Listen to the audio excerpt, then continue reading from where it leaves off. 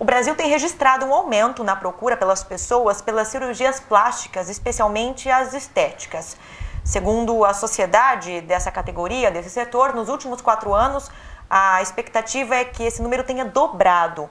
O Brasil só fica atrás no número das pessoas que procuram esses procedimentos de países como Estados Unidos. E para falar sobre esse assunto, nós recebemos aqui no programa Entrevista da TV Câmara o médico cirurgião plástico, Dr. Samir Eberlin.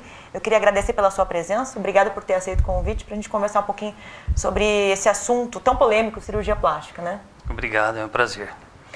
Doutor, nós resolvemos trazer esse assunto aqui para discussão um pouco mais aprofundada na TV Câmara em função da repercussão do caso daquela modelo, Andressa Urach, que fez uma aplicação de uma substância chamada hidrogel nas coxas e teve complicações seríssimas, ficou internada praticamente à beira da morte, né? Recentemente deixou o hospital, mas ainda não sabe se terá sequelas. O que houve no caso dessa moça especificamente? A informação que eu obtive foi a informação divulgada na mídia, mas basicamente ela fez dois tratamentos com preenchedores. Um primeiro preenchedor com uma substância que chama PMMA, polimetilmetacrilato, que nada mais é do que um gel com microesferas de acrílico. Esse preenchedor ele é considerado o mais antigo dos preenchedores que a gente tem atualmente, né? Atualmente praticamente nenhum cirurgião plástico ainda utiliza esse tipo de preenchedor, porque existem outros no mercado que substituem ele de forma melhor, com menos risco ao paciente. E também porque ele é uma substância sintética, não é uma substância que faça parte do nosso organismo. Hoje a gente utiliza preenchedores que são à base de ácido hialurônico, que é um composto do nosso organismo, então que a gente pode usar com segurança, que não vai trazer nenhuma repercussão para o paciente.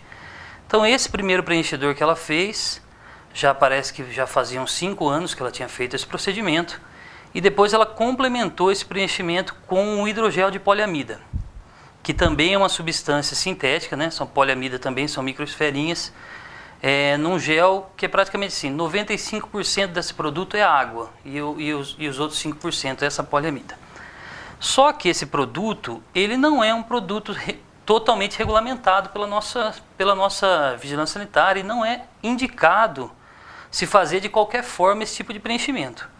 É necessário que tenha cuidado, a quantidade que é feita tem que ser regulada, e ela teve, me parece, uma infecção nesse preenchedor. Só para informar, quando a gente tem uma infecção numa substância sintética dentro do nosso organismo, por exemplo, numa prótese de mama, numa prótese de joelho, numa prótese de qualquer tipo, ou mesmo num preenchimento, a indicação é retirar essa substância infectada, porque o antibiótico não age, já que é sintético, né? Então o antibiótico não chega até a prótese, por exemplo, no caso de uma prótese de mama. Então ela teve uma infecção nesse preenchimento e por ser uma quantidade muito grande, ele teve que ser retirado de alguma forma. A informação que eu também obtive pela mídia, né, é que um colega cirurgião plástico, eu desconheço o nome, fez um procedimento de retirada, uma tentativa de retirada com cânulas de lipoaspiração, antes dela ser internada. E, ao meu ver, essa conduta não foi muito correta, porque ele acabou espalhando esse preenchedor com a cânula e espalhando também a contaminação, a infecção. E aí ela entrou num quadro séptico, né, e foi internada em estado grave, tendo que ficar entubada, né, em UTI e tal. Qual deveria ter sido o procedimento adotado pelo profissional? Então, eu não conheci o caso, por isso eu não sei se o procedimento foi totalmente correto ou não, porque eu não conheci o caso. Mas, a princípio, o ideal poderia ser retirado com uma cânula, mas eu acho que, no caso, teria que ser pelo menos assistida por vídeo, né? E o ideal mesmo seria uma drenagem direta, abrir mesmo, incisar a coxa, né? Na realidade, a região infectada, que devia ter formado um abscesso, e fazer a drenagem, que é o que foi feito depois que ela esteve internada, né? Depois que ela foi internada, na realidade, fizeram-se várias incisões na perna dela e drenou esse produto infectado, essa substância infectada. E aí com o tratamento com antibiótico, ela acabou melhorando, né? Ainda não sabemos como é que vai ficar o caso dela, mas essa é a informação que a gente obtém pela mídia. Então é difícil, não dá pra gente julgar ninguém, tá bom? Mas é difícil a gente julgar quem fez certo, o que fez, por que fez, né? Mas é um procedimento um pouco complicado, essa drenagem. Eu já vi casos assim. Antigamente era muito comum se usar preenchimentos de de silicone industrial, né? Acho que principalmente o pessoal que era tipo travesti, fazia aqueles preenchimentos de mama com silicone industrial. Isso também tinha repercussões negativas, porque essa substância migra, né? Então eu já vi retirada de silicone industrial e a gente faz uma incisão aberta, não tem como fazer de outra maneira. Então eu acho que nesse caso dela também a conduta que foi feita no hospital público, quando ela ficou internada, foi a drenagem direta. E eu acho que eu teria feito a mesma coisa, porque no caso ali não era uma questão estética, ela estava correndo risco de vida, então a gente tinha que drenar o mais rápido possível. Certo. E de maneira mais eficiente possível, né? Agora, o aumento da incidência das cirurgias plásticas também significa, de uma certa forma, uma popularização e até uma banalização. Eu digo isso e uso a palavra banalização porque muitos procedimentos são feitos não por cirurgiões plásticos e muitas vezes nem por médicos, esteticistas, fisioterapeutas. Essa situação envolvendo a modelo aqui não é uma situação rara, né? Não é uma situação, assim, uma mera fatalidade. Não, você está certa mesmo. O que acontece é o seguinte: com a popularização dos procedimentos estéticos, o problema é que ocorre a banalização do procedimento. Então, assim, realizar um tratamento com preenchedor é um tratamento que existe, é disponível, sim. É um tratamento simples? Aparentemente pode parecer simples. Vai lá, faz uma perfuraçãozinha e preenche, não precisa ficar internado, não precisa de anestesia e tal. Aparentemente é simples, mas envolve um conhecimento todo por trás desse procedimento. Então, esse procedimento é um procedimento que deveria só ser realizado por um médico cirurgião plástico. Ao meu ver, só o cirurgião plástico seria capaz de fazer esse tipo de tratamento. Porque ele é o único que tem conhecimento dessa área, né? E tem conhecimento também das complicações, é capaz de resolver se acontecer alguma coisa. Então, assim, no Brasil, não existe um controle rigoroso sobre esses tratamentos estéticos. Então, assim, nós sabemos que isso pode ser feito em uma clínica estética, médicos sem especialidades fazem esse tipo de tratamento. Às vezes, médicos de outras especialidades acabam invadindo a especialidade que não é a dele para fazer algum tratamento estético. E, principalmente, aí o pior de tudo é quando a pessoa que está fazendo o tratamento é não médico, como biomédicos, esteticistas.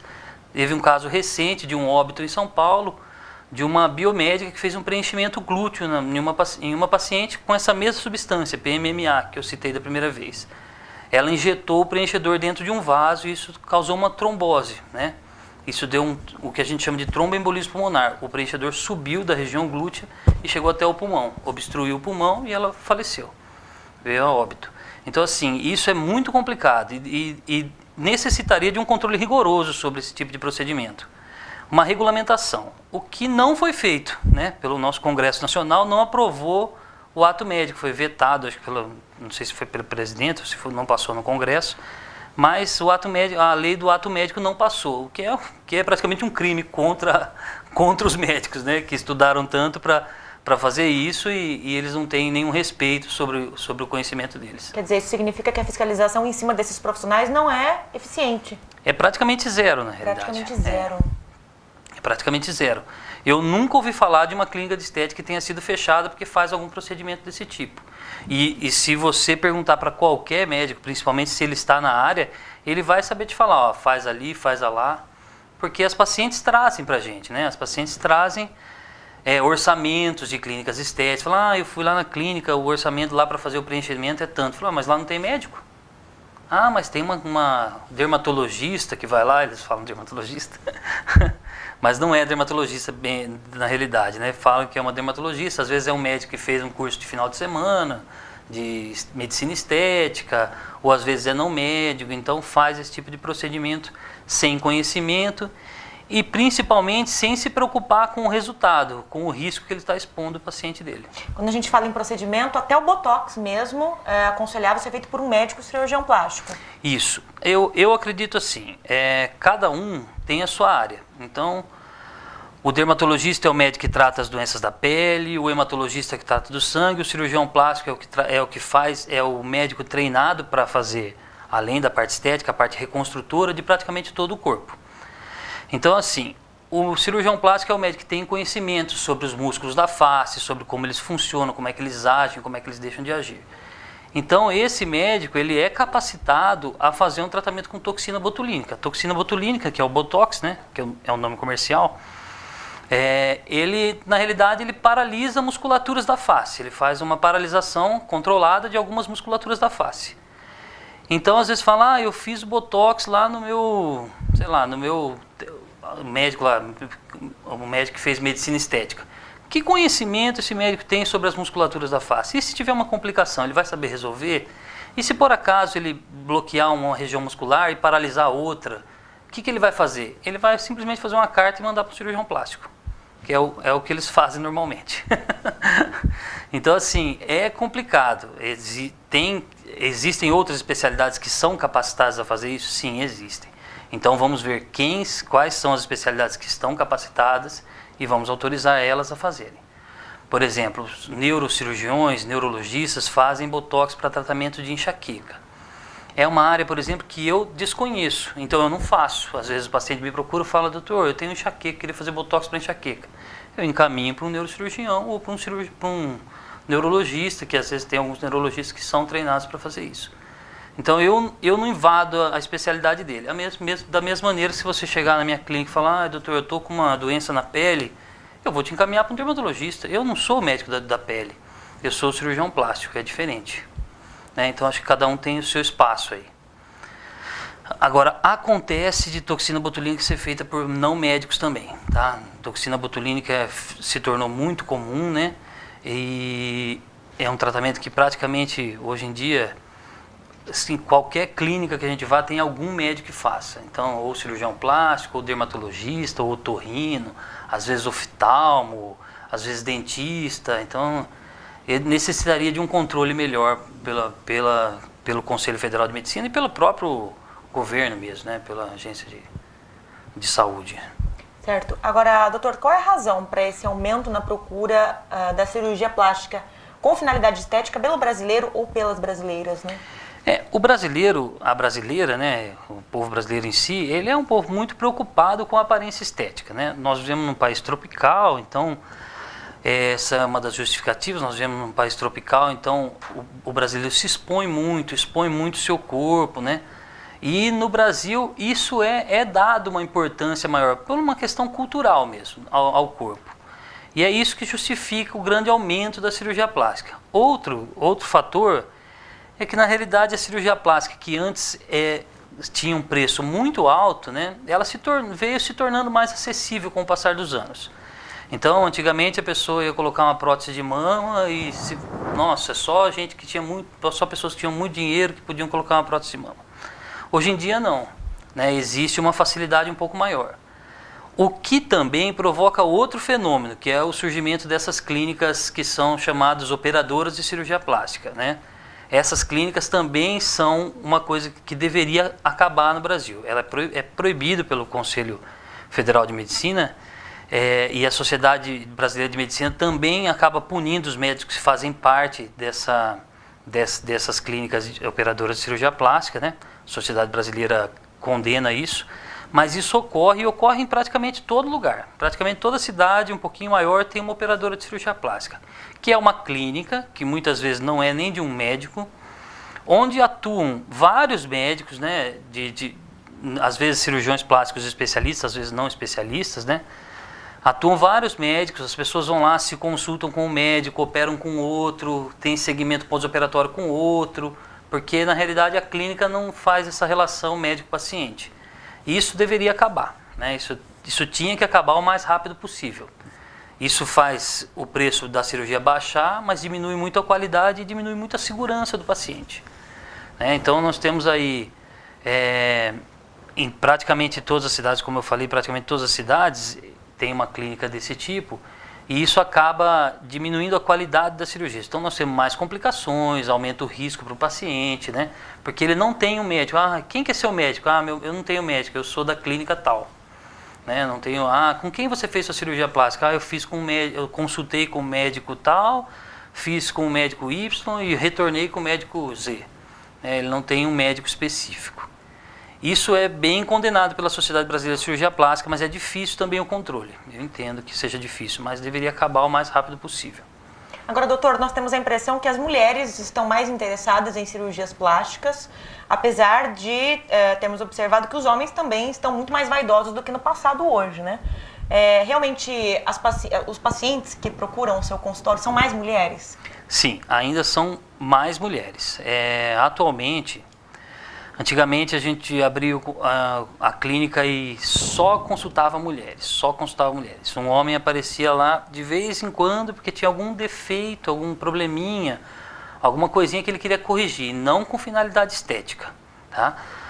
Hoje em dia, a procura por procedimentos estéticos pelos homens também aumentou bastante, né? Os homens procuram tratamentos como botox, preenchimento, cirurgias da face, cirurgias de abdômen, lipoaspiração. Isso se tornou muito mais comum hoje em dia. Esse aumento foi bastante importante, né? Vamos dizer assim que se antigamente de cada 100 pessoas que entravam no consultório, 5 eram homens, hoje de cada 100, pelo menos uns 20 são homens, né? Aumentou bastante a quantidade de homens que procuram tratamentos estéticos.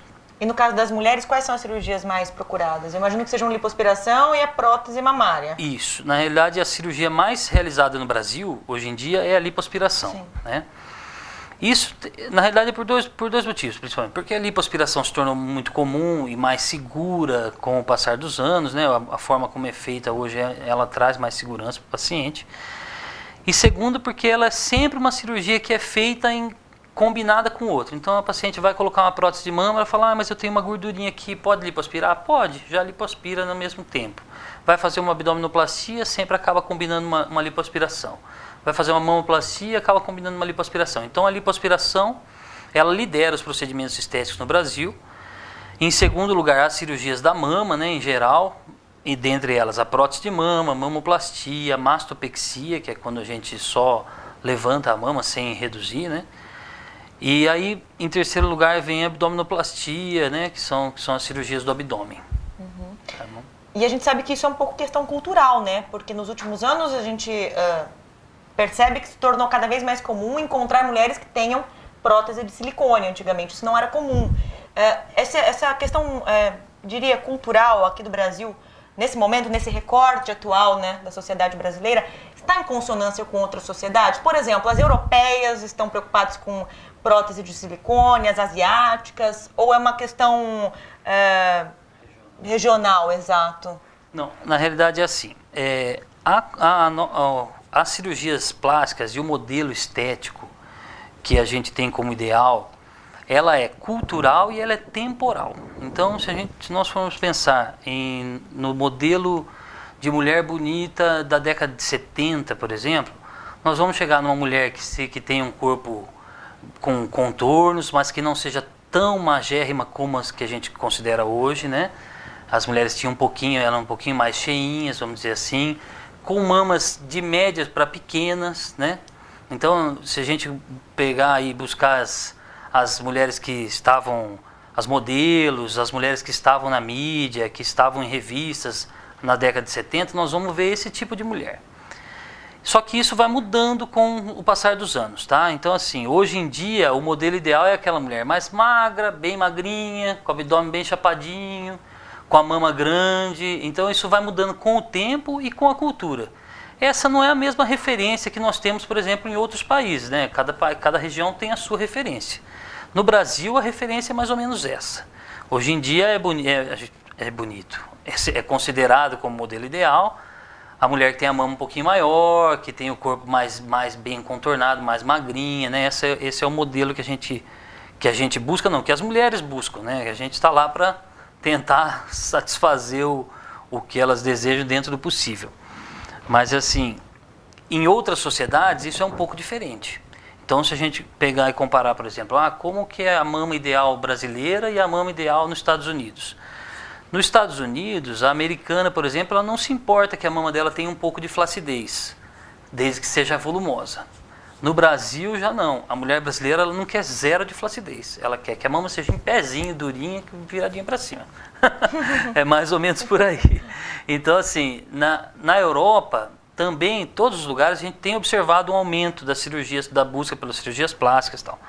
Mas na Europa, diferente do Brasil, por exemplo, a europeia ela não gosta de falar, eu fiz uma cirurgia plástica. Ela quer fazer e que ninguém saiba, né? No Brasil já não. Ninguém se importa de falar, eu fiz uma cirurgia plástica. Ninguém tem muita vergonha de fazer isso. Mas na Europa, eu tenho colega na Itália, por exemplo, ele sempre me diz que as mulheres operam nas férias, porque elas operam, viajam, se escondem um pouquinho para se recuperar, para depois voltar para a sociedade, para que ninguém perceba que ela fez uma cirurgia plástica. É bem diferente do Brasil, né? Porque diferente. Aqui a gente ouve muita pergunta, esse seio é seu ou você comprou, né? Exatamente. Porque a gente ouve bastante, né? Muito. Até isso também influencia no formato da mama, né? A brasileira às vezes gosta, algumas brasileiras gostam que a mama pareça uma prótese, seja bem redondinha. Né? Enquanto que às vezes em outros países elas querem um formato mais natural, isso também influencia no modelo escolhido. Tal. O modelo mais usado no Brasil atualmente são as mamas redondas, né? Que dão aquele formato, não estou para julgar se é bonito ou feio, mas é menos natural do que uma mama de formato natural, que é aquela que a gente chama de anatômica, né? Essa é mais usada, por exemplo, na Europa é mais usado esse formato. E os pacientes, a partir de que idade estão procurando as cirurgias plásticas? A gente vê umas meninas super novas, já com as próteses de silicone, né? E a partir de que idade é indicado, ou é permitido, ou é recomendável que se coloque ou não essas próteses? No caso específico de prótese de silicone, o ideal é que a gente espere a maturação completa, a maturação sexual completa da paciente. Isso independe um pouco da idade, mas vai acontecer aí entre os 16 e os 19, 20 anos, né? Depende um pouquinho de paciente para paciente. Então, algumas cirurgias, elas têm um tempo certo para ser feita. Então, por exemplo, eu vou fazer uma cirurgia de uma otoplastia, uma cirurgia para corrigir a orelha, por exemplo. É necessário que a gente espere que essa criança atinja pelo menos uns 7 anos, onde o desenvolvimento auricular está completo, e aí nós podemos moldar essa orelha, essa pavilhão auricular, e ele vai crescer sem problema daqui para frente. Se for operado muito cedo, isso pode trazer problema para a criança. Ao mesmo tempo, a prótese de mama, então a gente espera a maturação sexual completa, ela já pode colocar, não significa que ela deva colocar ou não, né? Isso tem que julgar caso a caso, mas ela já poderia colocar uma prótese se ela tem um desenvolvimento completo. E algumas outras cirurgias dependem um pouquinho não existe uma idade correta, mas a gente depende um pouquinho de cada paciente, é muito específico, né? Então, por exemplo, uma rinoplastia, uma correção desse desvio de septo, combinado ou não com uma rinoplastia, acho que tem que esperar a paciente se desenvolver um pouquinho, a não ser que essa deformidade que ela tenha comprometa muito socialmente ela, né? Então, tudo vai pesar um pouquinho, né, nessa parte. Se esse comprometimento social deixa ela envergonhada, alguma coisa assim, então a gente intervém antes. Da mesma forma, homens, por exemplo, adolescentes, né, do sexo masculino, na adolescência tem desenvolvimento um pouquinho de glândula mamária, que se chama ginecomastia, né, que é a presença de glândula mamária no homem. Essa ginecomastia, muitas vezes, ela ocorre no adolescente e depois, na idade adulta, ela vai desaparecer. Então, se ela não é muito intensa e ela não compromete socialmente o paciente, a gente pode não operar e esperar que ela desapareça. Agora, se ela compromete muito o paciente, ela está muito grande, alguma coisa assim que está comprometendo socialmente, então nós devemos operar o paciente mesmo que ele tenha 12 anos, porque isso está atrapalhando a vida social dele. Ele não se relaciona com os amiguinhos, ele não tira camiseta na escola, então isso compromete um pouquinho, então é a hora da gente intervir. Eu achei interessante essa expressão, comprometimento social, porque tem muito a ver com a importância que nós damos à opinião alheia. Sim. E acredito eu que a maioria das pessoas recorre a cirurgias por isso. Sim, existe uma parcela das pessoas que procuram por causa disso.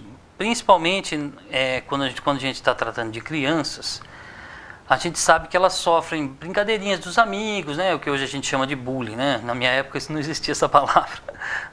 O pessoal era brincadeira dos amigos e então essa criança acaba ficando um pouquinho prejudicada perante a sociedade que ela vive, ali, a escolinha, os amiguinhos da rua, tal. Então, assim, eu acho que eu sempre peso isso nas minhas decisões cirúrgicas. Claro, eu não vou intervir num paciente se eu for trazer algum problema para ele, mas se ele tiver necessidade, eu intervenho, entendeu? Eu intervenho cirurgicamente. E eu acho que muitas pessoas procuram mesmo e muitas pessoas estão preocupadas com a opinião dos outros. Tanto que às vezes a gente faz uma cirurgia numa paciente, ela adora o resultado, e se uma amiga dela chegar para ela e falar, eu não gostei muito, ela volta lá no consultório e fala, doutor, eu não gostei muito. Então isso difícil, acontece, né? isso acontece. Então é papel do cirurgião plástico, e ele é um profissional treinado para isso, mostrar para a paciente que ela está operando para ela mesma, né, e não para os outros. Então, você realmente quer fazer tal cirurgia? Quero, porque eu vou me sentir melhor. Então, vamos lá. Ah, não, eu estou operando porque meu marido quer que eu opere. Não, então é melhor você não operar, né? Eu acho que tem que ser a opinião dela é que vale mais. Então, eu sempre tento mostrar isso para minhas pacientes antes de que elas façam qualquer procedimento. Porque senão eu sei que isso vai ser um problema para o futuro para ela. E existem alguns distúrbios de aparência, né? Pessoas que acham que estão gordas, estão muito magras. Pessoas acham que tem o seio pequeno e já tem os seios grandes, querem colocar, aumentar muito. Querem diminuir o nariz já tem um tamanho interessante, né? Como detectar, como o profissional, o cirurgião plástico, consegue detectar o que seria uma situação de comprometimento social ou que já é um distúrbio da pessoa, um distúrbio de aparência? Isso, sim. Esse comportamento da paciente nunca estar satisfeita com sua aparência, né, é realmente um distúrbio já conhecido. E o cirurgião plástico, ele, durante a sua formação, que não é curta, né, são 6 anos de medicina e depois mais 5 anos de especialização, sendo 2 desses com cirurgia geral e mais 3 com cirurgia plástica em período integral, ele vai se deparar com isso inevitavelmente na sua formação, né, e o seu orientador, o seu chefe do seu serviço, também vai mostrar para ele como detectar essa paciente, como ver isso e como pelo menos suspeitar disso, né, desse distúrbio de aparência. Se ele suspeitar, então ele pode encaminhar essa paciente a um psicólogo, a um psiquiatra, para pedir uma avaliação, uma segunda opinião. Mas basicamente é o seguinte, esse tipo de paciente é a paciente que nunca está satisfeita com a aparência dela, nunca. Ah, doutor, eu tenho a mama pequena. Você vai lá, aumenta essa mama. Ah, doutor, agora meu abdômen está flácido. Opera seu abdômen, se você detectar que é necessidade de operar mesmo. Dali 6 meses ela volta lá e fala, doutor, eu quero aumentar mais minha mama. Aí, eu quero mexer no meu nariz. Eu quero mexer não sei o quê. Se você perceber que essas cirurgias que ela está querendo fazer não é condizente com a situação dela, com a condição dela, que está extrapolando um pouquinho o limite, é hora de você suspeitar disso daí, né? Desse tipo de distúrbio. Então, assim, muitas vezes as pacientes fazem cirurgias combinadas, por exemplo, mama, abdômen, lipoaspiração. Não há nenhum problema que ela combine as cirurgias, porque uma internação só, ela vai fazer tudo de uma vez, vai para casa tranquilo, né? Vai ser recuperado de uma vez só. Não há problema nisso. Mas se você opera o abdômen e depois ela não está satisfeita com esse abdômen, aí você corrige o que ela acha que está de imperfeição, ela continua insatisfeita. Então, assim, é uma hora de você suspeitar de que ela tem algum distúrbio desse tipo. Pacientes, às vezes magras, bem magras, vão no consultório procurando por lipoaspiração. Na realidade, a lipoaspiração não é uma cirurgia emagrecedora, mas a gente fala magra, assim, paciente que não tem gordura localizada. Vão procurando tratamento tipo lipoaspiração. Se ela tem muito pouca gordura a ser lipoaspirada, o médico cirurgião plástico ele tem que falar para ela, falar, desculpa, mas não há nenhum tipo de tratamento que eu possa propor para você, uma lipoaspiração que não vai resolver o problema. O problema é que existem vários tipos, existem bons profissionais, cirurgiões plásticos, existem maus profissionais, como em qualquer área. Então existe aquele profissional que vai levar essa paciente para o centro cirúrgico e vai ficar passando cânula de lipoaspiração nela, deixar ela inteira roxa, e ela depois de 20 dias depois da cirurgia, ela vai ter certeza que não adiantou nada, mas ela vai fazer de novo. Então tem que tomar um pouquinho de cuidado com isso daí. Procurar um profissional correto, que seja capaz de te orientar, um médico que seja especialista da sociedade, né? Que a Sociedade Brasileira de Cirurgia Plástica, ela classifica esses médicos como especialistas ou não, né? A gente faz, além da residência, a gente faz uma prova para ser considerado especialista. Então, sempre que você for procurar um cirurgião plástico, consulte no site da sociedade se ele é especialista da Sociedade Brasileira de Cirurgia Plástica ou não, né? Se ele não for, procure outro. Tem um monte aí pela cidade, né? Tem bons profissionais pela cidade, pelo país, né? Tudo. Então, procure um profissional capacitado que você vai se sair melhor. E em Bauru, como é o mercado de cirurgia plástica?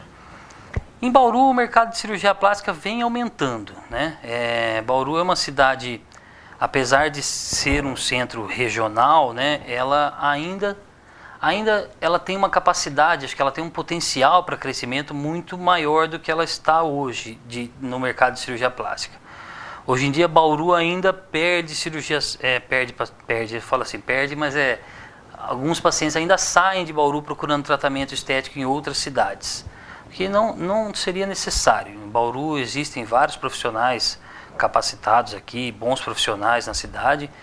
Então, assim, eu acho que num futuro próximo a cidade vai atrair pacientes, né? Não só da cidade, mas como também de toda a região para cá, né? Para acabar fazendo o tratamento estético aqui, o tratamento cirúrgico de cirurgia plástica aqui. Hoje ainda acontece o contrário, mas eu acho que isso vai acabar brevemente, né? Ainda existem pessoas que saem daqui e vão para Campinas, para São Paulo, para cidades até aqui, para São José do Rio Preto, que é um polo de cirurgia plástica, tudo bem, mas Bauru ainda vai acabar revertendo essa situação. Ainda tem muito potencial para crescer. Doutor, só para a gente encerrar, que reflexões um paciente, uma pessoa que pensa em fazer uma cirurgia plástica deve fazer?